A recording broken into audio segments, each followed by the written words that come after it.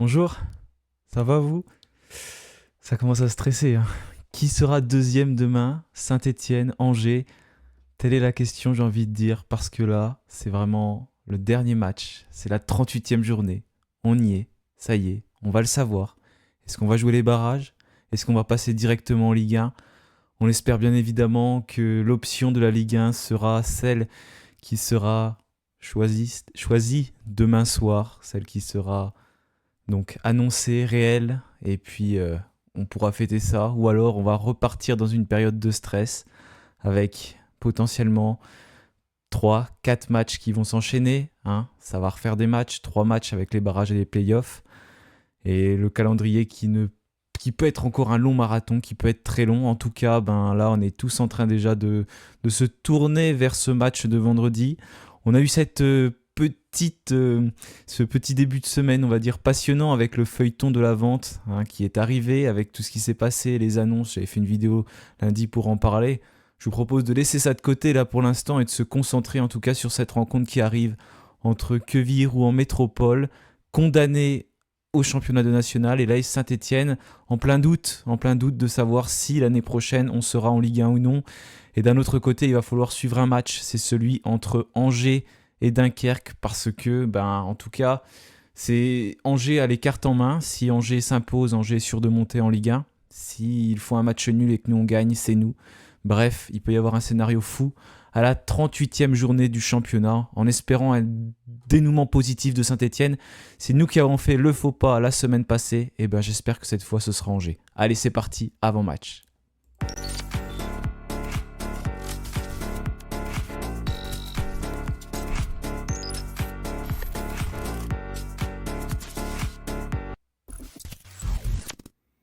Allez, avant de commencer, il y a quand même quelque chose à évoquer parce que je vous parlais de ce feuilleton de la vente, mais il n'y a pas que ce feuilleton de la vente. Il y a eu aussi 5 joueurs qui ont soit signé professionnel, soit prolongé leur contrat. Celui qui a prolongé, en tout cas, c'est El Hadji Dieye, donc l'ailier de 2025, jusqu'en 2025, pardon, et on a 4 joueurs qui sont passés professionnels. Le latéral droit, Marwan Nzouzi, Darling Bladi, latéral gauche, Israël Kinunga, défenseur central, et Djibril Othman 2027. Donc avant-centre, ça c'est des joueurs qu'on a vus pour certains en professionnel, notamment Djibril Othman, Darling Bladi aussi, Dieye on l'a vu, je me demande si Nzouzi on l'a pas vu. En tout cas Kinunga c'est sûr qu'on ne l'a pas vu pour l'instant, mais c'est bien pour Saint-Etienne, ça fait très longtemps qu'on n'avait pas prolongé autant de joueurs d'un coup. Depuis le début de l'année 2024 tout de même, on voit qu'il y a des jeunes qui commencent à signer, à prolonger. On a eu Enzo Maïla notamment, on a vu Mathis Amougou il n'y a pas si longtemps que ça. Saint-Etienne, voilà, conserve un peu certains jeunes. Et ça, c'est très important. Je voulais quand même l'évoquer, hein, ce petit aspect de prolongation avant de passer dans cet avant-match. Et c'est peut-être aussi ce projet d'avenir qui se construit avec la vente du club. Mais comme j'ai dit, on ne va pas en parler dans cette vidéo. Aussi, n'oubliez pas de vous abonner tout simplement pour ne pas rater le prochain contenu. Et puis pour soutenir la chaîne. Merci à tous. En tout cas, vous êtes de plus en plus nombreux à suivre les vidéos et à pouvoir débattre avec moi dans les commentaires. Donc c'est toujours un plaisir de pouvoir échanger tous ensemble. Allez, passons maintenant au match. J'ai laissé la JOCR parce que c'était mieux sur le visuel et ça permettait de laisser 3 équipes. Donc ça joue entre Saint-Etienne et Angers, bien évidemment. Nous, on a 65 points. Angers en compte 67 et donc passé deuxième. Regardez, deuxième 67, nous 65. Et après, si je vous dis que Angers ne gagne pas, c'est que ça peut être positif pour nous parce que, imaginons Angers fait un match nul et on gagne, et ben on passe devant à la différence de but. Donc en fait, la pression elle est sur eux maintenant. Tout n'est pas joué, un faux pas peut vite arriver. Dunkerque, c'est une équipe qui n'est pas facile à jouer. Depuis le début de l'année 2024, ils sont deuxième au classement de Ligue 2. Oui, ils sont deuxième, juste derrière nous. C'est depuis la 20e journée, c'est tout simplement la deuxième meilleure équipe du championnat. J'ai encore vérifié tout à l'heure, même si ça va un petit peu moins ces derniers matchs, mais ils ont quand même tenu en échec Caen la semaine dernière 2-2. Quand je rappelle qu'il veut aussi jouer les barrages et qu'il pourrait potentiellement être un adversaire barragiste pour nous. Et en plus, Dunkerque ne connaît pas vraiment son avenir parce qu'ils sont toujours en attente de la décision du match entre Troyes et Valenciennes qui n'avait pas pu aboutir en raison des fumigènes jetés sur la pelouse. Donc en attendant cette décision, Dunkerque ils ne savent pas s'ils sont maintenus ou pas. Donc ils vont jouer ce match à fond, comme l'a dit leur coach tout simplement en conférence de presse. Et ça, c'est quand même bien pour nous. Parce que même si ils ont dit qu'ils avaient joué à fond contre nous et qu'ils allaient jouer à fond contre Angers, quand on connaît pas, quand on connaît ce qui va se passer l'année prochaine, s'ils savaient qu'ils étaient forcément maintenus en Ligue 1, en Ligue 2, ils n'abordent pas le match de la même façon. Là, ils jouent quand même leur survie, ils savent que s'ils gagnent, ils sont maintenus, et même je pense s'ils font match nul. Donc c'est une équipe qui va arriver ambitieuse du côté d'Angers. C'est pour ça que ce match n'est bien évidemment pas joué. Et comme l'a dit Olivier Dalloglio, c'est vrai, ils vont regarder le résultat d'Angers forcément, mais il faut se concentrer sur nous. Et comme l'a aussi rappelé Anthony Briançon, de toute façon, il faut gagner. Donc il ne faudra pas se poser de questions, gagner et voir ce qui se passe par la suite. On n'a plus notre destin entre nos mains. Mais bon, c'est possible. Il faut jouer ce match à 400% et croire bien évidemment en nos chances. La dynamique, voilà, ça c'était important aussi parce qu'on disait que Saint-Etienne était la meilleure équipe en 2024, mais regardez, on avait du retard sur Angers, mais depuis la 30e journée, au final les deux équipes sont à peu près sur la même dynamique et qui est même passé maintenant en faveur d'Angers après leur victoire contre Annecy, la dernière minute, but de Loïs Diony, comme un symbole malheureux pour les Verts en tout cas, mais ça montre que aujourd'hui on peut plus dire que la dynamique stéphanoise est meilleure parce que ça s'est totalement resserré entre les deux équipes. L'avantage de tourner l'avant-match maintenant, c'est tout simplement que le groupe stéphanois est sorti. Regardez, on en parlera juste après, mais c'est la grosse information. Gauthier Larsonneur n'est pas dans le groupe. Olivier Dalloglio l'avait évoqué en conférence de presse, donc on le savait depuis midi, même avant parce que le Progrès en avait fait un article hier. Mais Gauthier Larsonneur ressent une douleur au niveau du quadriceps. Le coach stéphanois a évoqué en conférence de presse que le match contre Rodez ne l'avait pas aidé. Ça, c'était une évidence. On pouvait s'en douter. C'était à craindre. En tout cas, c'est ce qu'il a pu avancer. Donc, pas de Gauthier Larsonneur qui serait préservé en cas d'éventuel barrage. Et ce sera donc Étienne Green au cage et Touré qui a été mis dans le groupe stéphanois également en tant que second gardien. Voilà, on a également Thomas Monconduit. On va les évoquer des absents. Voilà, Thomas Monconduit qui est absent puisque il s'est blessé aussi au niveau de la cuisse, je crois. Il est sorti contre Rodez et la fin de la saison, elle est là pour le milieu de terrain stéphanois. Et on a Ibrahima Ouadji qui est absent maintenant, qui était passé d'ailleurs du côté de Clairefontaine et pour l'instant du côté d'Ibrahima Ouadji, pas de retour prévu. Et la fin de saison, elle est là aussi, même en cas de barrage pour le joueur stéphanois. Voilà pour les absents et pour faire le petit point sur ce que Olivier Dalloglio avait dit. Thomas Monconduit n'est pas opérationnel, tout comme Gauthier Larsonneur qui a toujours cette douleur et reste en soins. Étienne Green sera dans les buts demain et on a aussi bien sûr Stéphane Diarra qui n'est pas retenu. Rupture du ligament croisé, ça fait déjà quelques mois, mais voilà, la fin de la saison elle était là pour l'ailier prêté par le FC Lorient. Du côté de Quevilly, j'ai regardé aussi les absences. On a potentiellement Alpha Sissoko, c'est que des incertitudes. Il n'était pas là sur les 2 derniers matchs touchés au niveau d'une cheville il y a 2 semaines, donc même 3. Alpha Sissoko, potentiellement il pourrait être dans le groupe, je sais pas. J'ai pas revu d'informations, mais en tout cas il n'était pas là sur les 2 derniers matchs. On s'en rappelle, l'ancien Stéphanois qui dispute quand même pas mal de matchs, 20, 25, 28 matchs je crois disputés depuis le début de la saison avec QRM. C'est un titulaire indiscutable déjà l'année dernière, il jouait pas mal.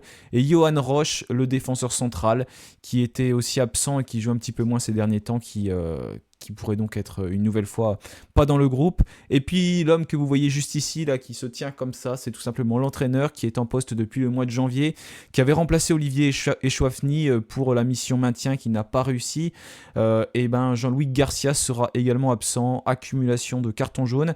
Il a dirigé donc son dernier match potentiellement sur le banc de QRM parce que j'ai pu lire qu'il ne sera peut-être pas prolongé l'année prochaine. Donc là, il sera dans les tribunes et ce sera son adjoint qui va assurer ce rôle sur le banc de touche. Et il y a des joueurs sous menace aussi à Saint-Etienne en cas de barrage ou alors potentiellement l'année prochaine s'ils prennent un carton jaune. Irving Cardona, Michael Nadé, Mathieu Cafaro, Aymen Mouefek, ça fait du monde du côté de l'AS Saint-Etienne, mais si un de ces joueurs prend un carton, il sera suspendu. On a pu voir quelques petits signes d'agacement, notamment Mathieu Cafaro qui n'avait pas réussi à contenir forcément ses nerfs contre Rodez et qui a pris un carton jaune bête.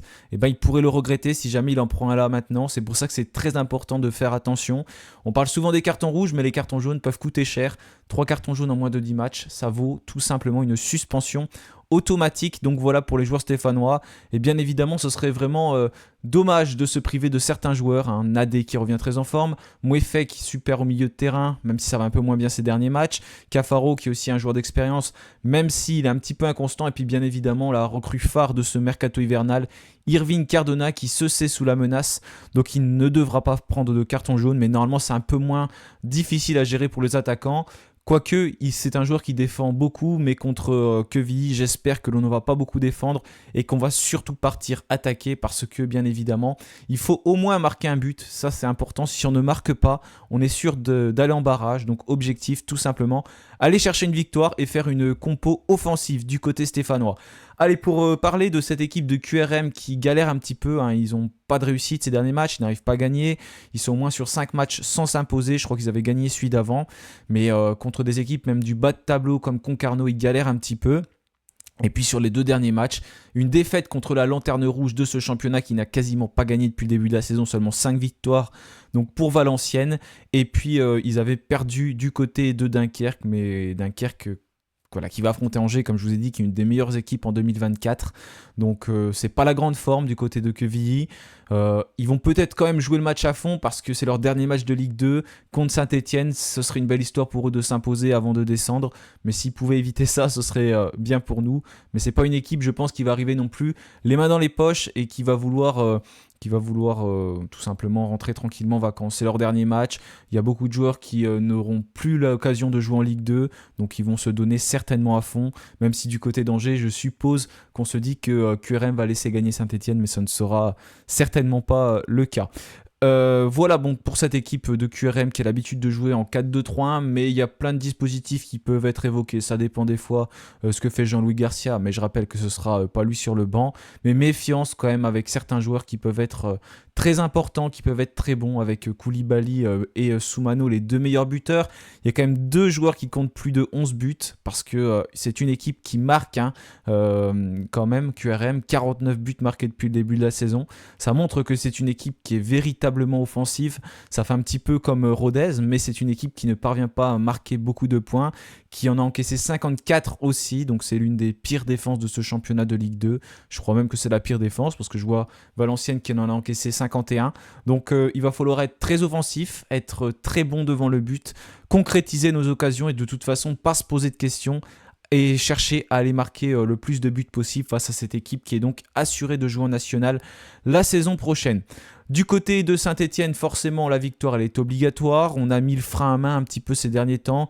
On a plutôt rétrogradé. On était en 5e, on est passé en 4e ou en 3e. On a quitté l'autoroute pour prendre plutôt peut-être la départementale avec pas mal de ralentissements et de bouchons sur l'autoroute des vacances, en perdant pas mal de temps, en perdant des points, alors que c'est dommage. C'est nous qui avons ouvert le score et même qui avons marqué 2 buts contre Guingamp. On avait l'occasion de mettre le 3e et on s'est fait remonter avec une fatigue qui s'installe. Même si Dalloglio dit que athlétiquement ça ne baisse pas au niveau des courses, franchement, sur le terrain, on voit des joueurs qui sont de plus en plus fatigués. Donc quand même, il y a une fatigue physique qui semble s'installer. Mais il va falloir quand même se donner à fond. Et quand je vois cette fatigue physique, ça me fait un petit peu peur si jamais on doit aller chercher ces barrages. Parce que franchement, aller affronter l'équipe de Ligue 2 qui pourrait être Rodez, Caen ou potentiellement le Paris FC, bah, ça va être délicat. Et puis il y a 99% de chances que du côté de la Ligue 1, le barragiste, ce soit le FC Metz, une équipe qu'on connaît bien, qu'on a affronté bien évidemment l'année dernière, avec notamment leur buteur Mikotadze et puis des joueurs d'expérience comme Vandan Karkov, qui joue sur le côté, l'ancien latéral Bastier. Mais de toute façon, il faut déjà penser à ce match tout en préservant potentiellement certains joueurs. J'imagine que si on voit que du côté d'Angers, il y a 3-0 et qu'on sait que c'est plié, qu'on jouera les barrages, Olivier Dalloglio va faire des changements parce que là, on est sûr de terminer 3e et il va falloir se préserver. Mais espérons qu'on n'en soit pas là et que la victoire stéphanoise puisse nous ouvrir les portes de cette Ligue 1 parce que on est beaucoup à douter, mais on n'est quand même pas à l'abri aussi que Angers s'incline ou réalise un match nul. Encore une fois, si Angers ne gagne pas, ils ne sont pas sûrs de monter en Ligue 1. Il y a beaucoup de confiance, on le voit dans les rangs d'Angers. Je vois notamment des tweets du club d'Angers. Donc attention, hein, le karma peut vite arriver, on le sait du côté de Saint-Etienne. Quand ça tweet comme ça, généralement derrière c'est très compliqué. Mais les joueurs d'Angers savent de toute façon, ils sont focus sur cet objectif de monter en Ligue 1. C'est une équipe qui a aussi un petit peu l'habitude de faire l'élastique, qui connaît ça et qui sait donc comment gérer ces situations, mais qui va jouer devant un stade plein, qui n'ont pas forcément l'habitude, hein, parce que même il y a 2 matchs, je crois que le stade de d'Angers n'était pas plein, là et l'objectif est tout proche, donc il va y avoir des supporters, et ça peut être quelque chose qui va changer la donne, qui va être différent pour eux, donc ils ont quand même la pression sur leurs épaules. Nous aussi on l'a la pression, hein, de toute façon, parce qu'on a fait n'importe quoi en gagnant contre Guingamp et en gagnant contre Rodez en se faisant remonter au score. On était bien placés. Malheureusement, on s'est tiré une balle dans le pied. Mais encore une fois aussi, il y a quelques mois, Saint-Etienne 3e, c'était beau. Mais bon, Saint-Etienne 3e en début de la saison, c'était pas forcément non plus quelque chose de choquant. On aurait préféré même terminer plus haut. Donc il faut pas trouver non plus cette excuse du fait que on a quand même fait une belle remontée. Non, c'est pas normal, c'est tous les ans la même chose. On a un budget quand même qui est beaucoup plus important. C'est qu'il y a eu des choses qui ont été mal gérées. Donc il faut pas trouver cette excuse d'on a mal démarré la saison. C'est pas une excuse, c'est tout simplement pas normal de ne pas avoir bien démarré la saison. Donc la moindre des choses, c'est de monter en Ligue 1 parce que c'était le projet de l'AS Saint-Etienne. Et forcément, la déception serait immense si à la fin de la saison, Saint-Etienne reste en Ligue 2, malgré qu'il y aurait peut-être un rachat. Non, Saint-Etienne devait monter en Ligue 1, doit monter en Ligue 1. Et tous les supporters, on est tous à attendre de toute façon ce retour. On le voit avec l'ambiance, la magnifique affluence à Geoffroy Guichard, la grande attente partout à la télé. Hein. Je parle de Geoffroy Guichard, mais tout le monde n'a pas l'occasion de se déplacer au stade. Mais je vois même là sur la chaîne YouTube, vous êtes nombreux à regarder les vidéos, à suivre, à encourager les Verts, à participer au sondage, à voter. On est tous à fond, on n'attend que ça. Donc en espérant que le dénouement soit positif et que dans 24 heures, on fasse un débrief où on est heureux et on parle de cette Ligue 1 sans penser à de potentiels barrages. Mais en tout cas, il va falloir compter sur tous les joueurs pour cette fin de saison. C'est pour ça qu'aussi, en cas d'éventuel barrage, attention aux joueurs qui sont sous la menace. Et moi, tout de suite, je vais vous donner ma composition pour l'AS Saint-Etienne. Donc dans les buts, Étienne Green, sur le côté droit, Denis Sapia. À gauche, j'ai mis Léo Petro. J'ai ressorti Ivan Masson du groupe parce que j'ai vraiment des difficultés avec Masson ces derniers temps. Je trouve moins investi. Je le trouve un peu dans le doute. Il a fait une interview sur le site de la Ligue 2. J'ai pas encore pu l'écouter. Mais voilà, j'ai un petit peu plus de mal avec pas mal d'erreurs aussi. C'est vrai que Petro en fait pas mal à gauche aussi. Mais dans l'ensemble, j'ai trouvé son match personnellement contre Rodez globalement propre. Si on enlève le but contre son camp, c'est aussi la faute à pas de chance. Mais sinon, bon, c'était assez propre comme depuis 1 ou 2 matchs. Hein. C'était un peu plus compliqué avant, mais ça restait globalement propre. Donc je le récompenserai bien une nouvelle fois en le mettant titulaire, malgré le fait une nouvelle fois qu'il a aussi été là quand on a pris le but et c'est un peu de sa faute. Et je suis d'accord avec vous, hein. Vous allez certainement faire la remarque dans les commentaires certains qu'il ne faut pas mettre Petro, mais Masson, franchement, il pourrait nous coûter des buts aussi. Et il n'est pas forcément plus en réussite, je trouve, que Petro. En défense, bon là, c'est un peu l'incertitude à chaque fois. Nadé Briançon.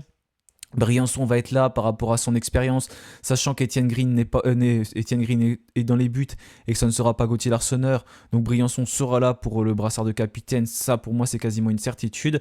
Et à ses côtés, je vois bien un gaucher, donc Mickaël Nadé, qui n'a pas fait non plus un mauvais match contre Rodez. Donc pour moi, Mickaël Nadé va tenir sa place. Ça m'embête d'enlever Dylan Batoumensika parce que pour moi, c'est l'un des meilleurs défenseurs de Saint-Etienne. C'est peut-être le meilleur même. Mais voilà, pour ce rôle de capitaine, ce sera Briançon. Et après, sur le côté gauche, on sait que Dalloglio aime bien mettre un gaucher, donc je verrai bien Mickaël Nadé. Malheureusement, la perte de Thomas Monconduit au milieu de terrain, même s'il n'a pas fait un gros match contre Rodez, et ce sera Tardieu qui avait fait aussi une entrée très compliquée et qui est beaucoup moins bien ces derniers matchs par rapport à son arrivée au mois d'août-septembre où il était très intéressant. Ça va beaucoup moins bien depuis ce temps-là. Aligné aux côtés de Dylan Chambaud et Aymen Mouefek. Je pense pas que Benjamin Bouchouari sera aligné, même si c'est peut-être quelque chose que j'aurais pu voir de mon côté en tant que numéro 10, un peu à la place de Dylan Chambaud qui est émoussé ces derniers matchs. Et pour moi, Bouchouari pourrait prendre un petit peu ce rôle-là pour suppléer Dylan Chambaud, parce que voilà, il enchaîne, c'est très compliqué. Au bout d'un moment, il va avoir besoin de souffler. Imaginez, il y a encore des barrages. Bon, c'est quand même compliqué pour lui. Et en plus, il y a une vraie différence, je trouve, entre les équipes cette saison pour les barrages. C'est tout simplement qu'on aura joué 38 matchs de Ligue 2 et l'équipe de Ligue 1 n'aura joué que 34 matchs parce que le championnat de Ligue 1 est à 18 clubs, ce que va être aussi le championnat de Ligue 2 à l'issue de la saison. Mais c'est une donnée qui est intéressante et qui est importante, d'autant plus qu'en Coupe de France, ils rentrent plus tard aussi. Donc il y a vite fait 5-6 matchs d'écart entre l'équipe de Ligue 1 et de Ligue 2. L'effectif de l'équipe de Ligue 1 est déjà supérieur. Donc voilà, c'est encore un avantage pour la Ligue 1 qui finit aussi à domicile. Et puis devant, j'ai mis Nathanaël Mboukou. Je suis un peu déçu, comme je vous ai dit, des performances de Mathieu Cafaro.